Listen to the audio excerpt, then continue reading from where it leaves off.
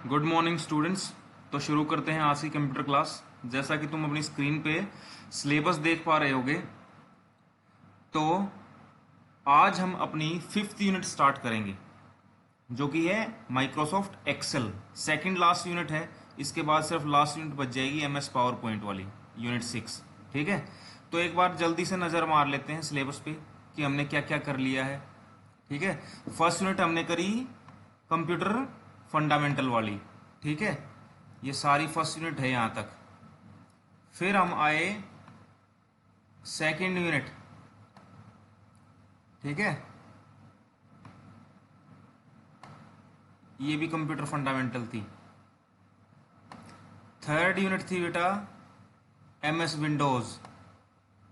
ठीक है, fourth unit आई फिर हमारी MS वर्ड। अब हमारी 5th यूनिट जो है, जो हम करेंगे, वो है माइक्रोसॉफ्ट एक्सेल। ठीक है, जो कि हमारी किस मंथ में है? आधी नवंबर में है और आधी दिसंबर में।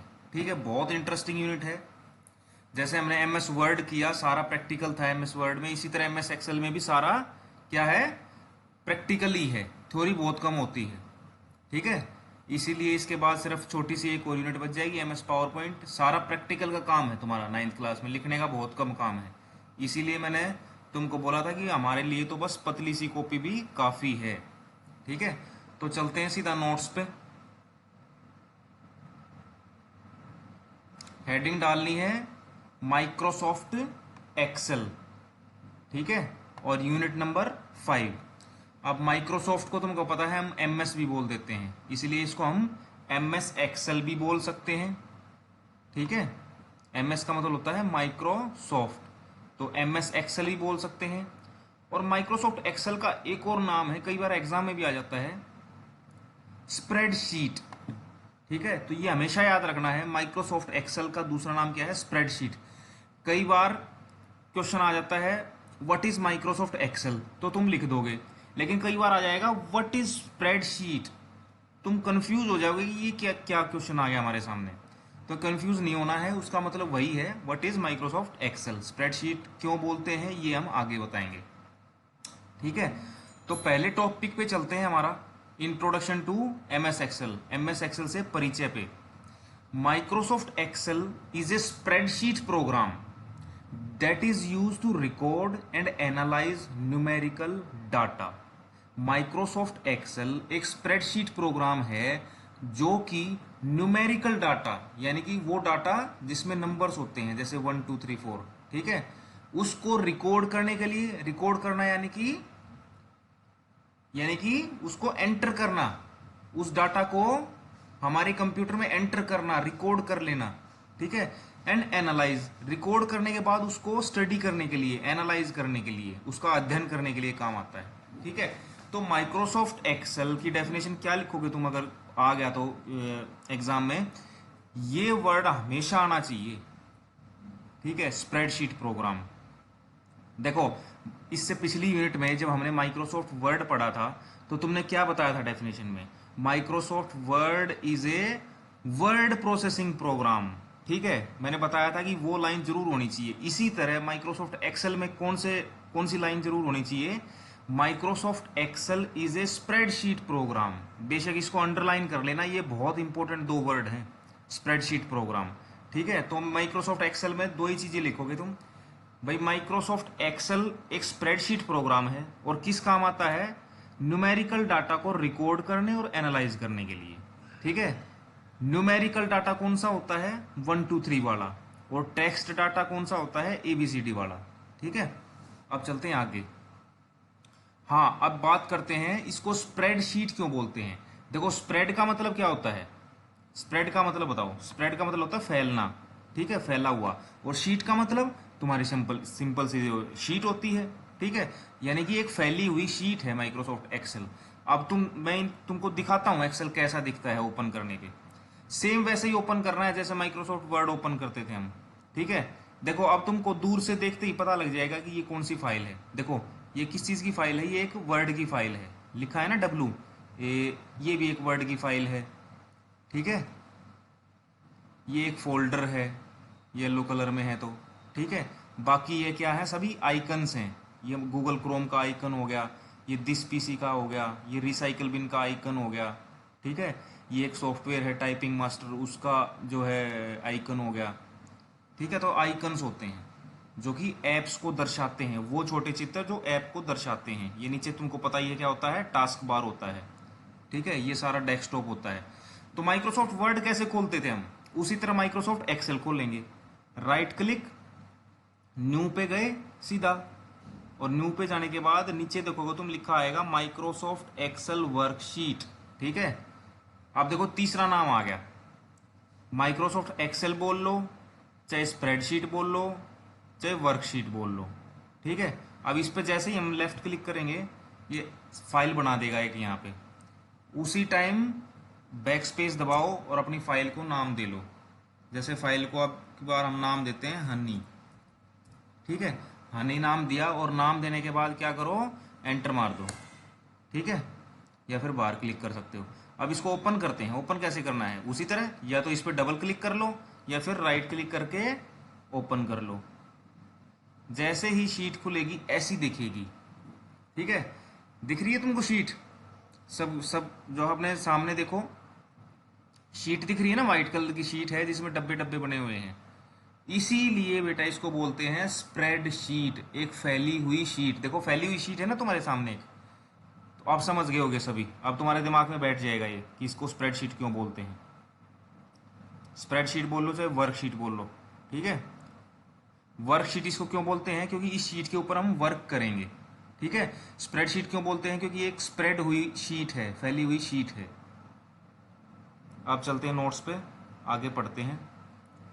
ए spreadsheet is a collection of rows and columns.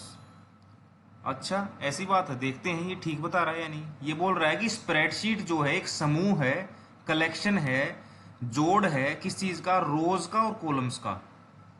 देखते हैं, बोल तो ये ठीक रहा है। देखो ऊपर रो, ये ऊपर सारे क्या है, कॉलम हो गए, A column, B column, C column, D column, E column, ठीक है। आगे तक चले जाएंगे ये।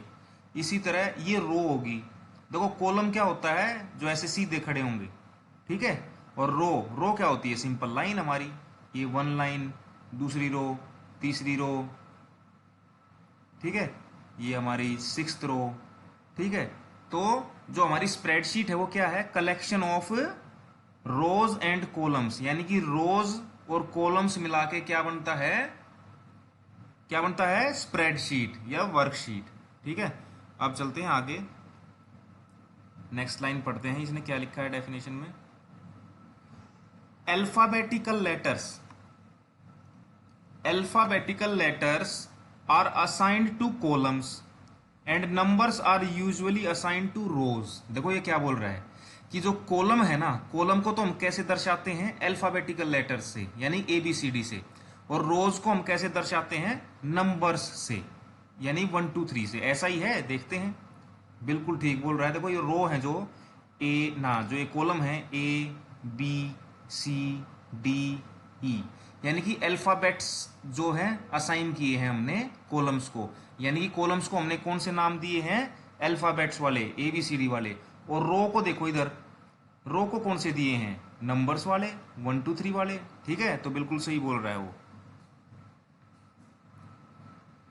The point where a column and a row meet is called a cell. अब ये देखते हैं ये क्या बोल रहा है, फिर से चलते हैं। ये बोल रहा है कि जहां पे वो पॉइंट जहां पे जाके कॉलम और रो मिलती है, उस जहां पे वो मिलेंगे उस पॉइंट को हम सेल बोलते हैं। देखो जैसे ये C कॉलम है, ठीक है, और जो है 5th रो ले लें हम, जो ये 5th रो है ये C कॉलम से जाके कहाँ मिलेगी, यहां मिलेगी ना। देखो ऊपर हो गया C और इधर हो गया 5th। तो वो बोल रहा है इस पॉइंट को जहां पे मिलते हैं, इस डब्बे को क्या बोलते हैं, सेल, ठीक है। समझ गए, सेल बोलते हैं इसको। तो ये जितने भी तुमको डब्बे दिख रहे हैं ये सारे क्या हैं, सेल, ठीक है। और सेल क्या होता है, the point where a column and a row meets, वो पॉइंट जहां पे एक कॉलम और रो मिलते हैं। ये ऊपर से देखो C आ गया यहां से, और यहाँ से 5 आ गया, 5th रो आ गई, यहाँ पे मिल गई, तो इसको क्या बोलेंगे, सेल। अच्छा, हर सेल का एक एड्रेस होता है। वो एड्रेस कैसे बनता है, देखो बहुत सारे सेल है ना, तो हम इनको पहचानेंगे कैसे, जब देखो जैसे स्कूल में बहुत सारे बच्चे हो जाते हैं तो हम उनको कैसे पहचानते हैं, उनके नाम से। जैसे कि साहिल को बुलाना है तो मैं क्या बोलूँगा, साहिल इधर आ, हन्नी इधर आ, आदित्य इधर आ, प्रियंका, पायल, कनिष्का, हर बच्चे का एक नाम है। इसी तरह यहाँ भी हर डब्बे का, हर सेल का, ठीक है, अब डब्बा नहीं बोलना है तुमको, वो पहले मैंने समझाने के लिए बोला था। हर सेल का एक एड्रेस होता है, एक पता है, जिससे कि हम उसकी पहचान कर पाते हैं। ठीक है, वो पता हम कैसे बनाते हैं, देखो अब ये है, जैसे इस सेल का एड्रेस क्या बनेगा, ऊपर से ले लो D और नीचे से ले लो यहां से 6, तो इसका एड्रेस हो जाएगा D6। यानी कि एड्रेस कैसे बनता है, उसका कॉलम का नाम और उसकी रो का नंबर। ठीक है, तो इस डब्बे का एड्रेस क्या बन गया, इस सेल का एड्रेस क्या बन गया, D6। और अगर तुमको नहीं पता लग रहा कि इसका एड्रेस क्या है, तुमको बनाना नहीं आ रहा, तो कहां से देख लोगे, यहां देखो लिखा आएगा, लिखा आ रहा है ना D6, तो इस बॉक्स को हम क्या बोलते हैं बेटा, एड्रेस बॉक्स। ठीक है, ये होता है एड्रेस बॉक्स। एड्रेस बॉक्स में हमको सेल का एड्रेस पता लगता है। अब जैसे ये है, इसका एड्रेस क्या दिखा रहा है, यहाँ पे देखो O9। ठीक है, एड्रेस बॉक्स को हम क्या बोलते हैं, और दूसरा नाम नेम बॉक्स। ठीक है, तो नेम बॉक्स या फिर एड्रेस बॉक्स का काम क्या होता है, to show the address of the cell. ठीक है, अब देखो वैसे भी तुमको दिख जाएगा, O9 बताया ना, ऊपर से O और रो कौन सी होगी, ये 9th, देखो 9th रो होगी ना, और O ये हो गया, इसलिए इसको जो है O9 हो गया। कहीं भी क्लिक कर दो उसका ये एड्रेस तुमको यहां से पता लग जाएगा, ये है I19, यानी कि I कॉलम और 19th रो। ठीक है, अब चलते हैं आगे। एड्रेस के बारे में तुम पढ़ लिया, the address of a cell is given by the letter representing the column and the number representing a row. यानी कि ये बता रहा है कि एड्रेस ऑफ जो सेल है वो कैसे दिया जाता है, उसके कॉलम के नाम से और उसके रो के नंबर से। In Excel a file is called as a workbook and it contains multiple worksheet. इसको बताता हूं तुमको क्या बोल रहा है ये। ठीक है, जैसे मैं ऊपर से क्लोज कर दिया ये, ठीक है, ये फाइल हमने कहाँ बनाई है, हनी नाम से यहाँ पे बनाई है। ठीक है, सबसे पहले देखो एक्सेल की फाइल का तुमको कैसे पता लगेगा, एक्स लिखा होगा, लिखा है ना यहाँ पे एक्स, तो ये एक्सेल की है, ये डब्ल्यू लिखा है तो ये वर्ड की है। तो जैसे हम वर्ड की फाइल को क्या बोल देते थे, एक डॉक्यूमेंट। ठीक है, इसी तरह एक्सेल की फाइल को हम क्या बोलेंगे, वर्कबुक। ठीक है, गांठ बांध लो, बिल्कुल एग्जाम में 100% आएगा। ठीक है, एक्सेल की जो फाइल होती है उसको क्या बोलते हैं, वर्कबुक। ये जो हन्नी नाम से हमने ये फाइल बनाई, ये क्या है, एक वर्कबुक। ठीक है, तो कई बार मैं बोलूँगा कि भाई डेस्कटॉप पे हनी नाम से एक वर्कबुक है। ठीक है, तो इसको वर्कबुक बोलते हैं। इस वर्कबुक को हम जैसे ही खोलते हैं, हमारे सामने क्या आ जाती है, वर्कशीट। ठीक है, बाय डिफॉल्ट पहले से कितनी वर्कशीट बनी होती है, नीचे देखो, यहाँ देखो, शीट 1, शीट 2, शीट 3। तो कई बार एग्जाम में आ जाता है कि बाय डिफॉल्ट यानी कि पहले से एक वर्कबुक के अंदर कितनी वर्कशीट होती हैं, तो तुम लिखोगे 3, शीट 1, शीट 2, शीट 3। ठीक है, तो वर्कबुक को हम ये बोल सकते हैं कि workbook is a collection of worksheet, यानी कि जो वर्कबुक है वो कई सारी वर्कशीट से मिलकर बनती है, ऐसा बोल सकते हैं ना हम, बिल्कुल बोल सकते हैं। ठीक है, तो अब चलते हैं आगे। अब सबसे मोस्ट इंपॉर्टेंट बात, जैसे हमारा माइक्रोसॉफ्ट वर्ड का एक्सटेंशन क्या होता था, .docx, file extension of MS word क्या होता था, .docx। इसी तरह MS वर्ड का फाइल एक्सटेंशन 100% एग्जाम में आएगा, रट लो बेशक, .xlsx। ठीक है, ये याद रखना है बिल्कुल। वर्कशीट का मैंने बता दिया कि एक वर्कशीट के अंदर कितने कॉलम होते हैं, 16,384। ठीक है, पहला जो कॉलम होता है उसका नाम होता है A, और जो लास्ट कॉलम होगा तुम्हारा जाके वो उसका नाम होगा XFD। और लाइनें रोज कितनी होती हैं? 10,48,576 रोज होती हैं। ठीक है, इनको पढ़ लो, याद करने की ज़्यादा ज़रूरत नहीं है, बस ये याद रखो कि पहले कॉलम का नाम क्या है? ए, और लास्ट कॉलम का नाम क्या है? XFD। ठीक है। अच्छा एक बात बताओ मेरे को, वीडियो देखने के बाद बताना, जो फर्स्ट सेल होगा हमारा इस वर्कशीट में, जो फर्स्ट सेल है ये वाला, इसका एड्रेस क्या है? ठीक है, बताना मेरे को वीडियो देख के कि इसका एड्रेस क्या है। कई बार क्वेश्चन आ जाता है एग्जाम में कि एक वर्कशीट के अंदर जो फर्स्ट सेल होता है उसका एड्रेस क्या होता है। ठीक है, देखता हूं किसका जवाब ठीक मिलेगा।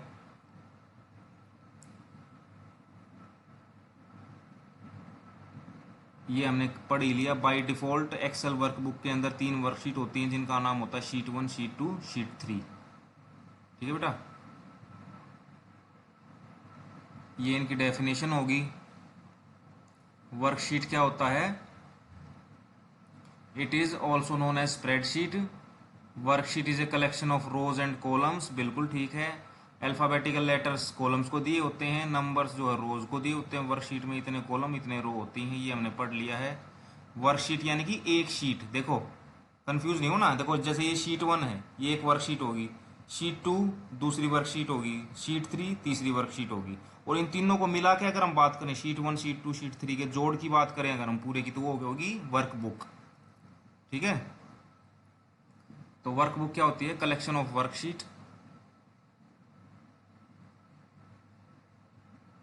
सेल के बारे में पढ़ लिया हमने कि कॉलम एंड रो जहाँ पे आके मिलते हैं उसको सेल बोलते हैं। सेल एड्रेस के बारे में पढ़ लिया हमने। ठीक है, और सेल रेंज को तुम सिर्फ अभी लिख लेना, इसको समझाएंगे बाद में। ठीक है, तो आज के लिए इतने ही, 2 पेज काफ़ी हैं। इसके बाद कंपोनेंट्स करेंगे, इसके माइक्रोसॉफ्ट एक्सेल की विंडो के कंपोनेंट्स करेंगे। ओके, आज के लिए 2 पेज काफ़ी हैं, ये करो बेटा अच्छे से। Okay, thank you.